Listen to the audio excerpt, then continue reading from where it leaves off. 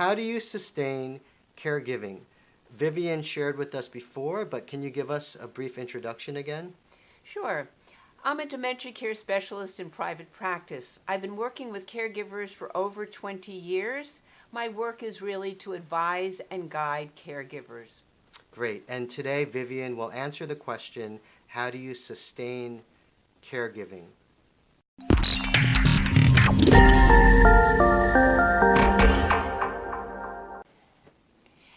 We're going to continue our series on care for the caregiver and focus today on how to sustain caregiving. As Joe mentioned, I'm a dementia care specialist, but all that we're going to talk about really does apply to anybody who is caregiving. But in regard to Alzheimer's, because Alzheimer's disease and a related form of dementia are progressive neurological diseases, the diagnosed individual will need more help as time goes on. Initially, they're going to require daily reminders, such as taking medication, but eventually they're going to need help with their daily routine, keeping engaged in activities, and remaining safe. But ultimately, they are going to require your assistance with personal care and decision making. If you assume any or all of those responsibilities, you are a caregiver. Anyone who's been a caregiver will tell you that caregiving is time-consuming and often can take away from other responsibilities. It's emotionally and physically draining. I can tell you this from the work I've done with caregivers, and also personally, I am a caregiver for my mom, so I understand this. To sustain caregiving over time and not lose yourself in the process requires the following. First and foremost, self-care. Taking care of yourself. Take action to preserve your own health and well-being. Exercise, eat well, and get the rest that you need. And also, it's critical to continue to socialize. You must be with other people. There's a lot of responsibility that comes with caregiving and a lot of time, and I get that. But if you cut yourself off and become isolated, there's more likelihood that that could lead to depression, and we want to avoid that. So socialize. Find ways to replenish yourself. You need to take a break from caregiving on a daily basis. For some people, that means listening to music or engaging in a hobby, enjoying a cup of tea, taking a walk, reaching out to others. You need to take a break on a daily basis.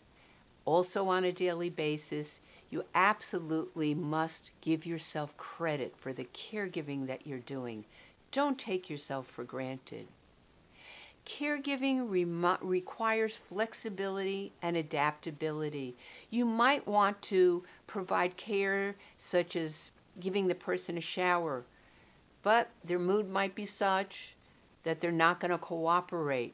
Know what you can put off perhaps to the afternoon or to another day, and what you can't put off, such as medication. So how do you sustain caregiving? First and foremost is that you need a support system. You need to be able to reach out and enlist the support of friends and family to help you.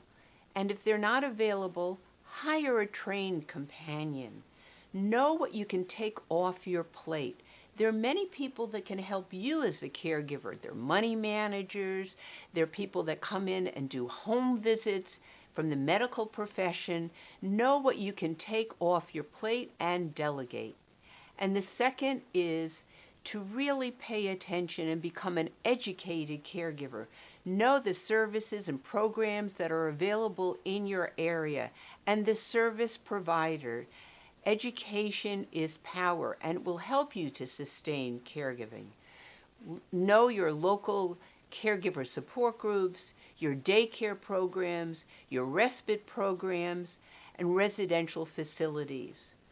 I want to talk about that last aspect of residential care facilities. It is important to pay attention when you no longer can provide that caregiving and whether you need to relinquish it and what's available for you. It's not about you, it's about the person that you're caring for. Your health and well-being is essential to being available to take action and make good decisions. You're not alone, though.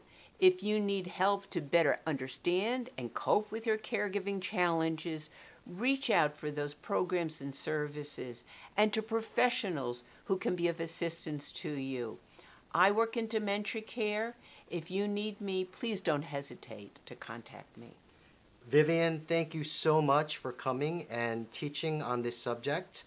Just this morning, I had breakfast with a man who explained to me that his mother was the primary caregiver for his father who had dementia, and as a result, she developed PTSD.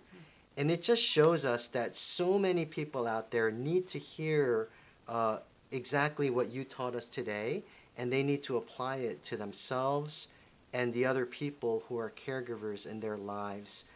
Thank you for watching. Please press subscribe to see future videos.